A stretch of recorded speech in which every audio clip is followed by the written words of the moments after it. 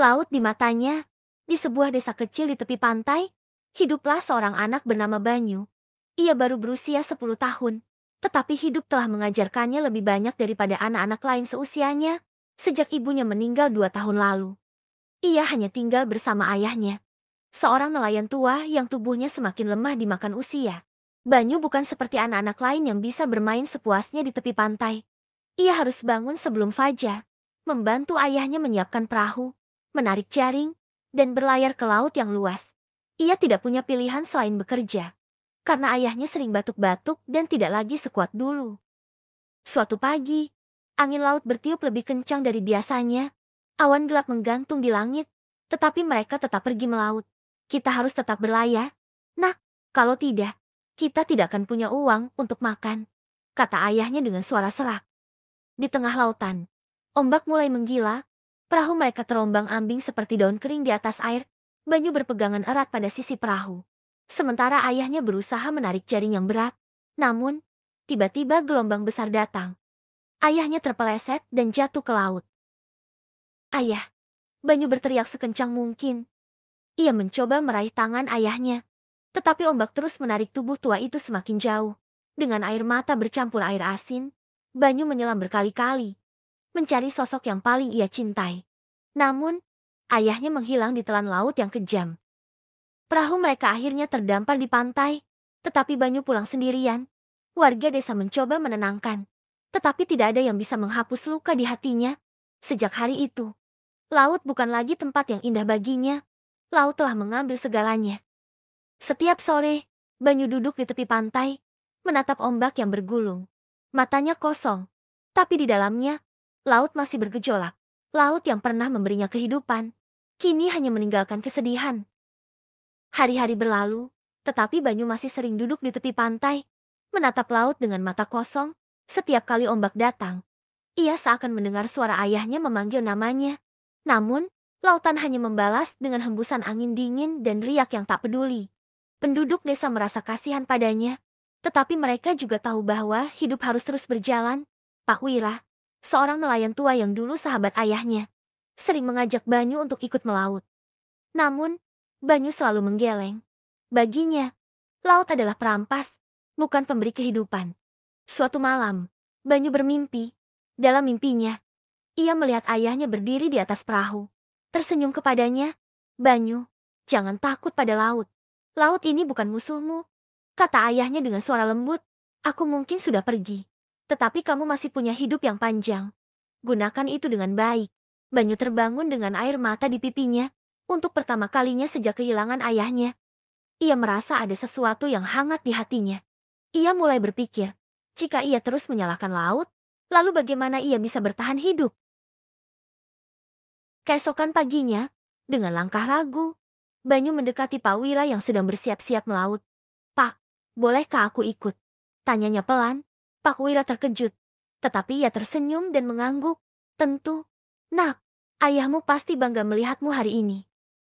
Di atas perahu, Banyu menggenggam tali jaring dengan tangan kecilnya. Angin laut menerpa wajahnya, membawa kembali kenangan tentang ayahnya. Namun kali ini, ia tidak lagi merasa marah atau takut. Ia sadar, laut memang telah mengambil ayahnya. Tetapi laut juga yang akan memberinya kekuatan untuk melanjutkan hidup.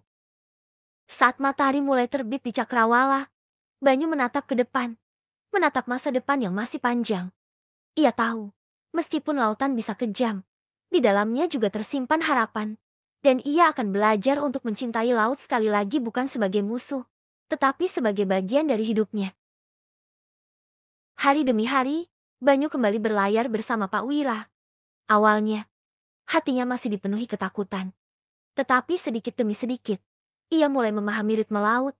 Ia belajar membaca arah angin, mengenali tanda-tanda badai, dan memahami cara menangkap ikan dengan baik. Namun, ada satu hal yang masih menghantuinya malam ketika ayahnya hilang. Setiap kali ombak besar datang, tubuhnya menegang, dan pikirannya kembali ke malam itu. Pak Wira menyadari ketakutan Banyu dan suatu hari ia berkata, "Nak, laut ini memang bisa kejam. Tapi jika kau berdamai dengannya, ia juga bisa menjadi sahabat terbaikmu." Banyu hanya diam, tetapi dalam hatinya ia tahu, ia tidak bisa terus hidup dalam bayang-bayang ketakutan. Suatu sore, ketika mereka berlayar agak jauh dari pantai, tiba-tiba langit berubah mendung. Angin berhembus lebih kencang, dan gelombang mulai membesar. Pak Wira memutuskan untuk segera kembali ke daratan. Tetapi sesuatu menarik perhatian Banyu di kejauhan. Ada sebuah perahu kecil yang terguling. Tanpa berpikir panjang, Banyu berteriak, "Pak Wira, ada orang di sana." Mereka segera mengarahkan perahu ke titik itu. Jantung Banyu berdegup kencang ketika ia melihat seorang bocah yang berusaha bertahan di atas puing perahunya. Dengan sekuat tenaga, Banyu melompat ke air, berenang melawan ombak. Ia teringat malam ketika ia kehilangan ayahnya. Tetapi kali ini, ia tidak akan membiarkan hal yang sama terjadi. Dengan susah payah, ia berhasil meraih tangan bocah itu dan membawanya ke perahu. Pak Wira membantu mereka naik, dan bocah itu terbatuk-batuk sambil menangis ketakutan. "Terima kasih, aku kira aku akan mati," katanya dengan suara gemetar. Banyu menggenggam tangannya erat. "Aku dulu juga takut pada laut, tapi sekarang aku tahu, kita bisa menghadapinya bersama." Setelah kembali ke pantai, semua orang memuji keberanian Banyu.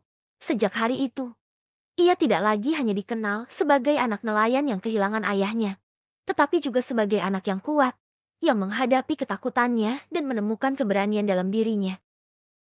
Di malam yang sunyi, Banyu duduk di tepi pantai, menatap laut yang berkilauan di bawah sinar bulan. Ia masih merindukan ayahnya, tetapi kali ini, hatinya lebih tenang. Ia tahu, laut bukan hanya tempat yang mengambil, tetapi juga tempat yang memberi. Dan di sanalah, di antara ombak yang tak henti bergulung, ia menemukan arti hidupnya yang baru. Tahun-tahun berlalu, Banyu tumbuh menjadi pemuda yang tangguh. Ia tidak hanya menjadi nelayan yang mahir, tetapi juga seseorang yang dihormati di desanya. Ia sering membantu nelayan lain yang kesulitan, mengajari anak-anak muda cara membaca tanda-tanda alam, dan memastikan tidak ada lagi yang kehilangan nyawa karena ketidaktahuan tentang laut. Namun, ada satu hal yang masih mengganjal di hatinya. Ia belum pernah benar-benar mengucapkan selamat tinggal kepada ayahnya. Suatu hari, Banyu memutuskan untuk pergi melaut sendirian, ke tempat di mana ayahnya terakhir kali tenggelam. Angin bertiup lembut, dan ombak bergulung tenang. Ia menutup matanya, merasakan desiran air yang seakan membisikkan sesuatu kepadanya. Dengan hati yang mantap, ia berbisik, "Ayah, aku tidak lagi takut. Aku tahu sekarang, laut bukan musuhku. Aku akan menjaga warisanmu, menjadi nelayan yang bijak, dan melindungi mereka yang membutuhkan. Terima kasih telah mengajarkanku arti keberanian." Ia mengambil sebuah bunga melati putih yang ia bawa dari desa dan melemparkannya ke laut. Seketika, seolah alam mendengar doanya, angin bertiup sedikit lebih kencang, membawa aroma asin laut yang menenangkan. Banyu tersenyum untuk pertama kalinya saat berada di lautan seorang diri. Ia tidak lagi merasa sendirian. Ayahnya mungkin telah pergi, tetapi semangat dan pelajaran yang ia tinggalkan akan selalu hidup dalam dirinya. Sejak hari itu, Banyu dikenal sebagai pemuda yang tidak hanya berani menghadapi lautan, tetapi juga menghadapi kehidupan dengan hati yang teguh. Ia tidak hanya menjadi seorang nelayan, ia menjadi penjaga laut, memastikan bahwa apa yang pernah hilang darinya tidak akan hilang dari orang lain. Dan setiap kali ombak membentur pantai, ia tahu, di suatu tempat di antara birunya samudera, ayahnya tersenyum bangga padanya.